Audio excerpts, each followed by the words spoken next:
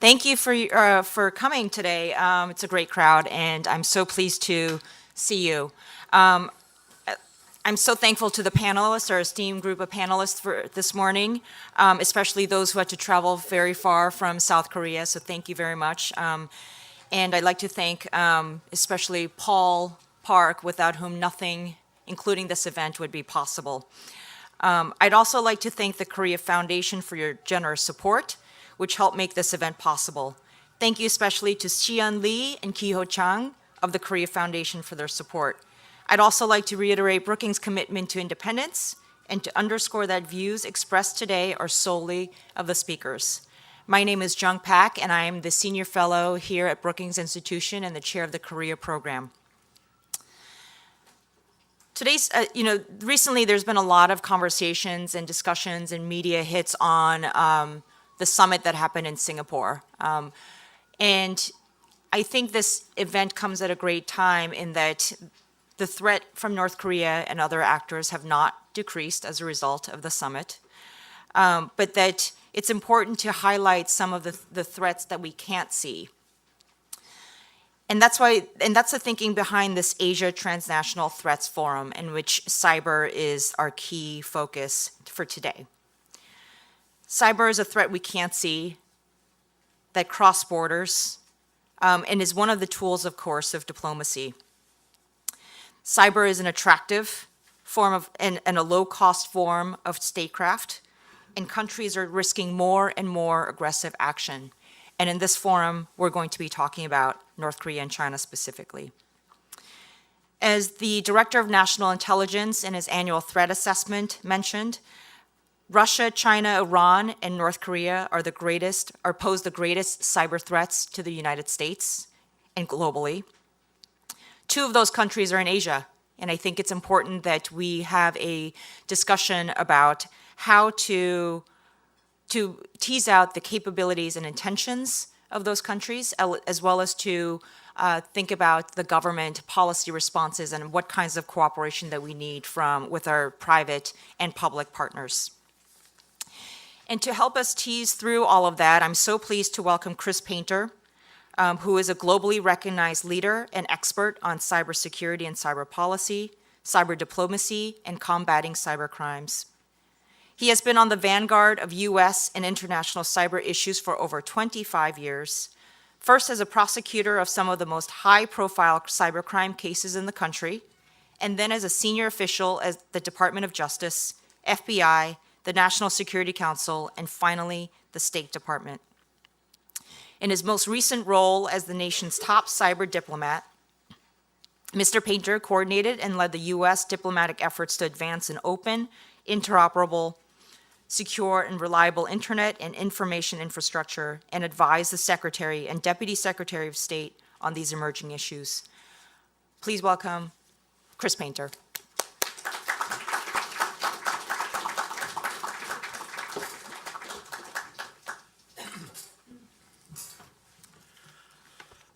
Thanks. I'm very happy to be with you this morning, and this is a very important topic. As introduction said, I'm a recovering lawyer, as Jim is too. You'll hear from later. And normally, since it's the morning, you would open a presentation like this with a lawyer joke. But I found from long experience, the problem with lawyer jokes is that lawyers don't think they're funny, and non-lawyers don't think they're jokes. So I'll dispense with that and move into the topic.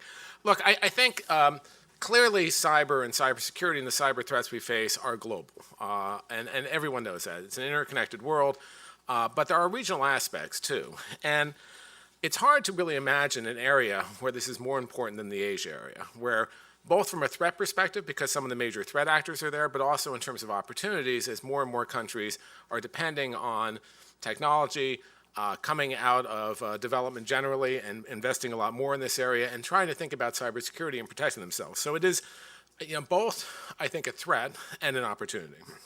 Now, for that reason, we ended up spending a lot of time when I was at the State Department and also at the White House concentrating on Asia in terms of both the threat actors, particularly North Korea and China, but also in terms of working with other countries in the region to get a better response to really up our game in cybersecurity. One of the very first dialogues, we had these whole of government dialogues. So we would bring all of our government, which would force the other side to bring all of their government. And that was actually important because it broke down the silos, which we have here too, between different agencies, between people who do defense policy, people who do commercial policy, people who do law enforcement, diplomatic policy, really bringing them together. And the very first one we launched after I moved to the State Department in 2011 was with Japan. And in fact, the very last one I did before I left was with Japan. The second one we launched was with South Korea. And so it was really understanding that this area of the world was really a key linchpin for a strategic policy, and also because this is a really growing area. And both of those dialogues, I think, have really prospered over the years. I think they've been very productive. There's no shortage of stovepipes in all of our countries, but I think that really helped break things down, and that was very useful. But we've also had a lot of conversations in the ASEAN region, so not just country-to-country dialogues, but more global. And I'll get to that in a second. So I want to talk about the threats, and then I want to talk about some of the opportunities and maybe some of the things we could do about that to set up today's discussion. I also want to leave some time for questioning, because I want to have a little bit of an interactive session here as well. So, as was mentioned, the D&I report said that, not surprisingly, in terms of nation states, China, Russia, North Korea, and Iran are all the major state actors. Also, transnational organized crime is a major threat as well. And just like the U.S., who I think is subject of all of those actors, I think Asia has challenges with all those countries too. I think a little less from Iran and much more from North Korea and China and Russia as well. And certainly they have an organized crime issue too. So they have these challenges. When you look at those nation state actors, though, there is a really difference between both what their rationale is, what their modus operandi is, what their intentions are, and also how you can work to deter those tensions, which I'll get to at the end. North Korea, even in light of the summit, I don't think anyone should conclude that North Korea malicious cyber activity is going to end, or there may be some strategic pause to the extent it could be controlled to not screw up the summit discussions. But I think this is something that's going to continue. It's an asymmetric threat that cyber generally is an asymmetric threat. It's an asymmetric tool. It's a tool that the North Korean government has been able to employ in the past, even when they can't employ other tools. It is hard, though not impossible, to attribute. And one of the things I want to make clear is attribution is not impossible to cyberspace. We've had many good examples recently where we've done attribution. There's this thought that you have a free shot because of attribution challenges. That's just not true, especially with nation states, because you look at all of the different tools in your toolkit, not just following the cyber footprints to figure out who's responsible. But North Korea, I think, has been assessed over the years. It's been listed in the last 4 D&I reports as one of the major actors, as having growing capabilities. And its motivations are both disruptive, which I don't think we can dismiss. And there's been a lot of, particularly regionally disruptive, against South Korea, and there's been a lot of different instances of that. But also in terms of making money for the regime, and that's been another thing that we've seen recently. So we've seen both the money making, the resource committing cybercrime, et cetera, but also disruptive capabilities, both in terms of potential conflicts outside of North Korea, ways to make North Korea's influence more felt, and to attack South Korean institutions. So, there've been a number of, and also I think it's been interesting that North Korean activity comes not just from North Korea, but also comes from other countries where there are North Korean diaspora that are around the world that act together to create some of these problems. One of the cases I was deeply involved in the State Department and working with the White House was the Sony attack by North Korea, the Sony Pictures attack. And that was very interesting because it was the first time one of the major times we did public attribution, when President Obama came out and said North Korea was responsible. And it wasn't just us that said that. We went to countries around the world and asked for them to condemn that conduct, and a lot did. But one of the problems with doing that kind of shared attribution, that kind of shared response, is being able to share information swiftly with other countries, and that's something we're still working on. But that, I think, was a real watermark of showing North Korea's malicious intent there. But there have been several examples since then. Obviously, the WannaCry ransomware that was attributed not too long ago by the U.S. government and the Australian government and the U.K. government and others to North Korea, and that was significant. Again, this public attribution is significant. The Bangladesh Bank, the recent FBI DHS releases on something called Hidden Cobra, where they talk about other malicious North Korean activity. So North Korea has been incredibly active. And, although all this public attribution is a good thing, it doesn't really deter North Korea's conduct. You're not going to name and shame North Korea.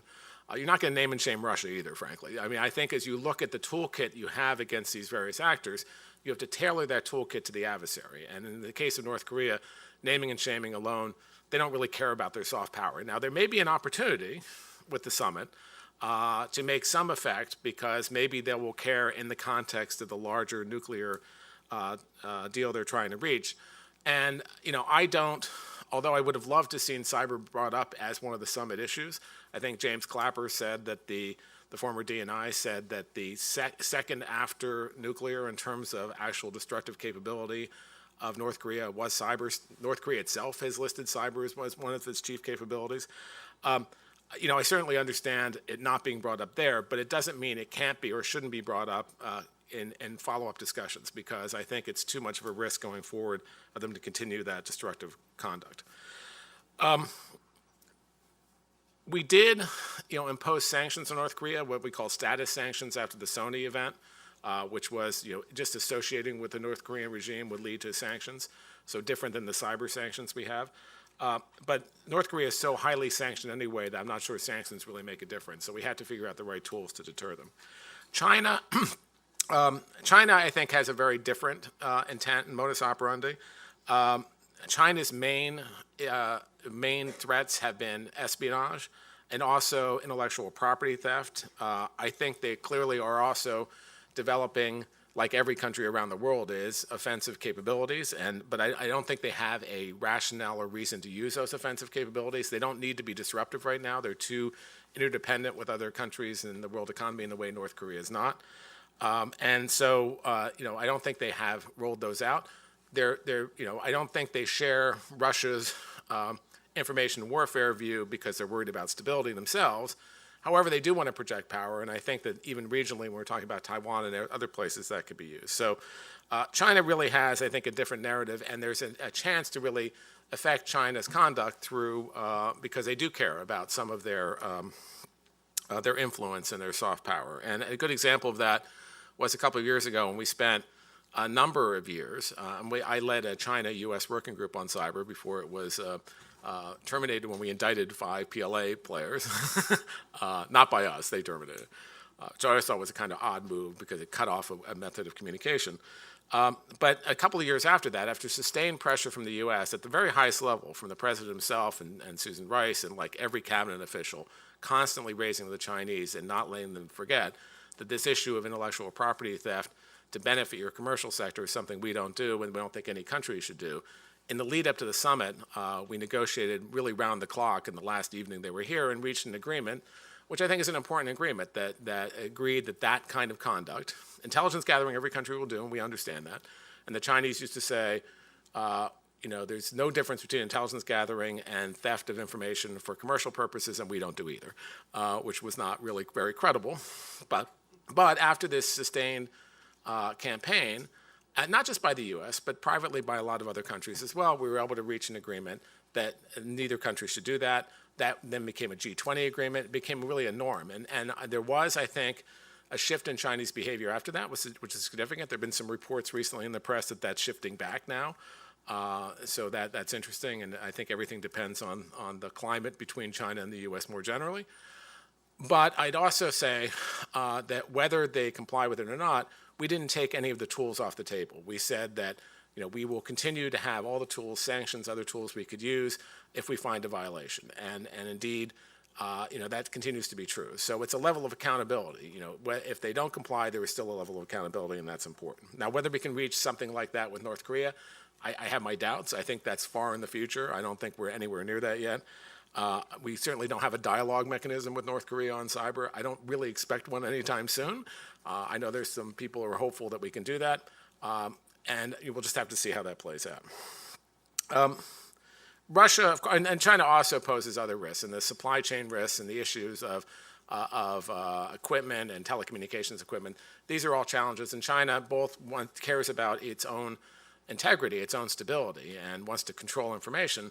But they also are trying to project power around the world and really become cyber leaders in a way that, frankly, I haven't seen before. They're planning, they're stepping up. They have an international strategy for cyberspace just like we do.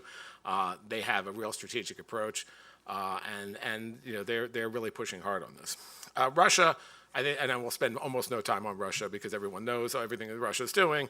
I'd say and I think many of us are surprised about the sophistication of their activity, the targeting. If you read the Mueller indictment, if you read some of the articles that are out, it's really incredible of how they took advantage of existing divisions in our country. They've done that not just in the U.S., but around the world. I expect, given their success, you'll see other countries trying to follow this model and trying to sow that kind of vision in other countries as well. It's a real challenge. Russia's always been one of the most capable cyber actors. And so, I think they have a different take than China or North Korea so far, and I think we need to figure out ways to deter them as well. On the positive side, I think there is a number of really positive things that have happened in the region, especially since I started following it back many years ago. One of the things in the region is that you have economies like China who's investing a lot in this. You have Singapore, and I'll talk more about them in a second, who's investing a lot in this. But a lot of the economies, a lot of the countries in the Asia region are still really on the precipice of looking at this, are not really investing enough in this. There's not really the awareness that you need. It's a real challenge. That is changing, and there's been a lot of good activities recently. I mentioned Singapore. Singapore has gone from basically 0 to 60 in this area. Just a couple of years ago, there was a study that said Singapore was one of the most vulnerable countries in the world because of its reliance on technology and the banking sector, et cetera. In the last 2.5 years, Singapore created this new cybersecurity agency led by David Koh there. They have the Singapore Cyber Week where they showcase a lot of different efforts they have. They have a new strategy they came out with. They have a new law they came out with. They have gone really from not seeming to care about this issue to really caring quite a bit about this issue and doing quite a bit about it, which I think is very, very, very significant. And not only have they done that within Singapore, and Singapore, if you talk to the Singaporeans, they'll say, we're able to do that because we're a smaller country and we can marshal our different capabilities. But they've also looked outward and said, what can we do for the larger region? And can we be a leader in the larger region? And they have been a leader, especially with the ASEAN countries. And ASEAN has very varied capabilities among the countries. A couple of years ago, you remember, there was a hack into the Vietnam airport, which kind of raised the issue for Vietnam. But most of the countries do not invest. In fact, if you look across ASEAN, they invest about half the level of any of the average around the world in terms of their GDP in cybersecurity. Now, Singapore actually invests more than the average. In fact, I think they're third in the world in terms of investment right now per GDP, which is significant. But Singapore has played this leading role in trying to work with the ASEAN countries to raise the profile of this issue, and the U.S. and others have been involved in this too. They have gotten a significant, they were the leaders of ASEAN this last year, the presidents of ASEAN.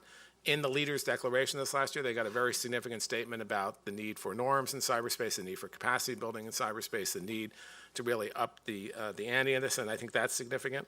And so I think that's really been helpful to have that regional center and to work with them. Japan, I think, as I said, we've been dealing with Japan for quite some time. Japan has also been working with Singapore and Australia and others to do more capacity building in the region. And Japan is really laser focused on cyber in a way they haven't been before because of the Olympics, because they are worried about the potential cyber attacks in the Olympics and what that means. So that's a real opportunity.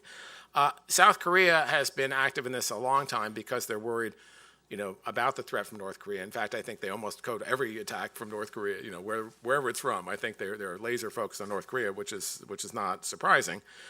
They hosted a global conference on cyberspace that started in London just a couple of years ago, and that I think was very successful to show more leadership there. They're challenged, I think, as many countries are, and not having enough coordination among their different cyber players. I mean, this is not unique to South Korea, but there's lots of different players and lots of different agencies. We saw this when we were having our dialogue. The Blue House has a role, which is the equivalent of the White House, but it doesn't really have the kind of controlling role because of legislation and other things that would be useful to have. So I think they're still trying to figure this out, but they certainly take the threat very seriously. They have a cyber command. They're looking at how we deal with this, and they've been very good partners too. But many of the other countries, as I said, are still trying to build these capabilities. Indonesia has a new cybersecurity agency they just created very recently. They're still trying to figure out how to structure that and go forward. Many countries are now have kind of the institutions you need, the certs, but not all of them yet, the computer emergency response teams. So this idea of capacity building in region, engagement in the region, I think is really important. And that's not just the U.S. I think Australia and others, like I said, Australia and Japan play a very important role in that. And Australia is, in the Asia Pacific, and people forget that sometimes, and Australia is really playing a big leading role in terms of its own development around this issue, its own priority, and playing more on the world stage. So as I look at, those are the kind of threats and some of the opportunities out there, some of the things I think we need to do and do better when we're looking at these threats. I do think we need to definitely engage with the region even more than we have. That includes engaging with, continuing to engage with China. We have some dialogues that have been restarted with China, but dialogues, words are not enough. I mean, the fact we have a dialogue is great, but it doesn't really make a difference if you're not making progress on some of the key issues we need to do, so we need to do that. And we need to figure out how we can both build the capacity in these countries and convince them that what we're trying to do with them is actually preferable to what other countries are trying to do. A lot of countries are worried about stability in the region, but they're also worried about economic growth. So how can we work with them to be more effective? And one of the things I think overall, and this was mentioned recently in the report, the State Department reports on the deterrence strategy, but also something I've written about in the past too, is having a better collective response to some of these shared threats, and to working with these countries so that we can share information, which is always a hard issue because sharing information, especially when it's sensitive information, is hard. We don't really have the channels to do that very well.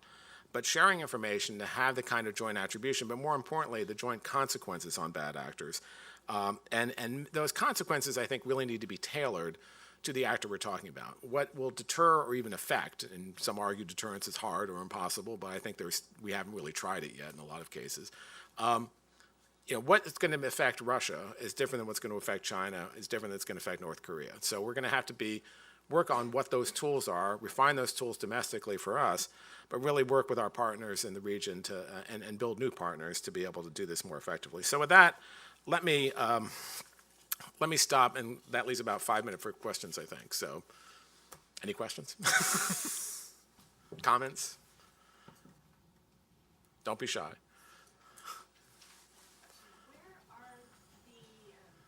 are Russia, North Korea, and China aligned? So, I mean, China and Russia particularly are aligned. North Korea hasn't been that much of a player in the policy process, as you find maybe not surprising. Russia and China are aligned in a couple of ways. I mean, first, they've been trying to push a global code of conduct for cyberspace. They want a UN treaty for cyberspace, which is more to kind of constrict others' capabilities and not their own, and really is around content issues, controlling content on the internet. I think North Korea would have a lot of sympathy for that. They just haven't been big players in that. But so I think they were aligned there.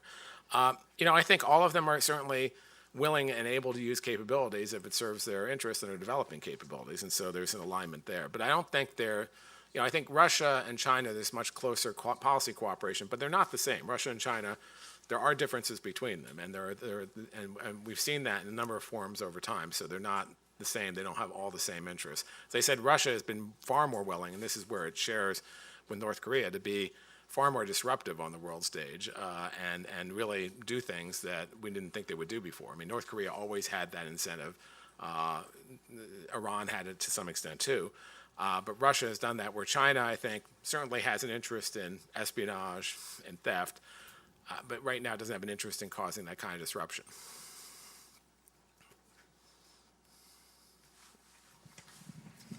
You speak of the tailored deterrence more on a macro level, but on a micro level, what would those be if you were tailoring those for each of the countries? What type of more micro aspects with So that. you have to look at what's actually going to affect their behavior. And there was a Defense Science Board report that Chris Inglis and others were involved in about 2 years ago, I think, year and a half ago, which talked about having tailored strategies. And I think this is something that also the U.S. government has said is a good idea.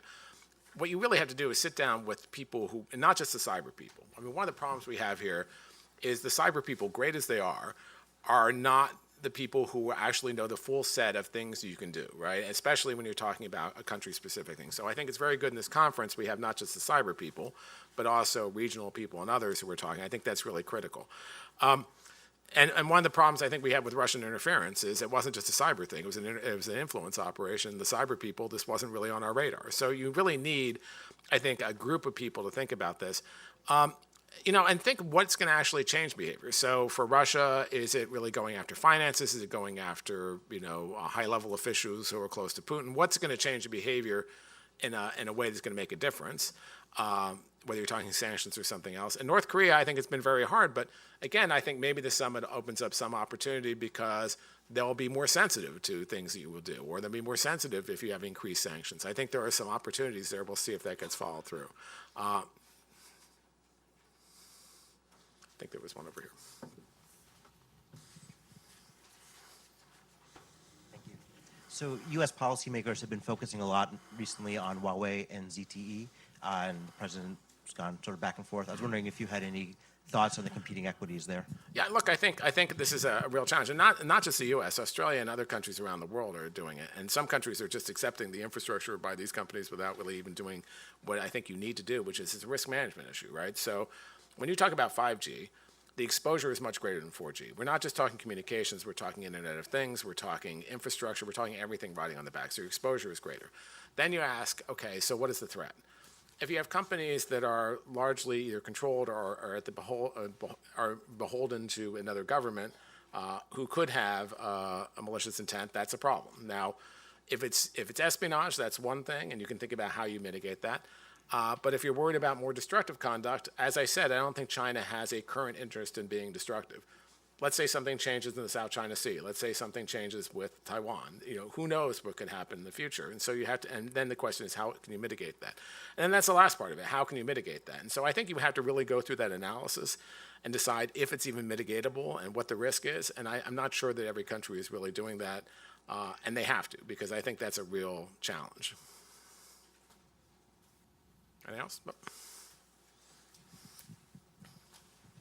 To what extent do each of the nations that you've described rely on their own internal capability and staff, if you will, to perform these functions? And which ones require either overt or covert participation of multinational firms, private sector, or nonprofit agencies? You need to do what? For what purpose? For conduct the purposes that you've described for the nations. I mean, so there are two aspects of that. I mean, I think every country has to work with their private sector and others to do defensive measures, right? I think that's absolutely key. I don't think governments, including the United States, can do that alone. If we're talking about some of their more offensive capabilities, I think it varies. But I think, I think it's hard to find. I think these are mostly government-based, is my view. Not exclusively, mostly. Okay. All right. I think it's the last one, and then I think, is that right? Good morning. One country which is becoming more and more adept in this sector as well, which I didn't hear you discuss, is Taiwan. So I was wondering, what type of relationship do we have working with Taiwan in cybersecurity, cyber defense, whatever? Because considering that could be an interesting wedge to use against Beijing for its nefarious activities. Yeah, look, I mean, just like in any other area, we've been cooperating with Taiwan in a whole range of areas, defense generally, and certainly on cyber. This is not new. This has been going on for some time. So I don't expect that will cease. I don't think we do that to create a wedge. I think we do that because we think it's important to do that, and Taiwan has vulnerabilities. We have Taiwan has a special status. We don't recognize it as a country, but at the same time, we work with them on these issues, and I think we'll continue to. Anything else? All right, well, I wanted to thank you all. I think it's going to be a fascinating day. There are lots of great speakers that are coming up. There's a lot of interesting ideas. I'll be interested to see what conclusions we reach at the end, and thank you all for being here.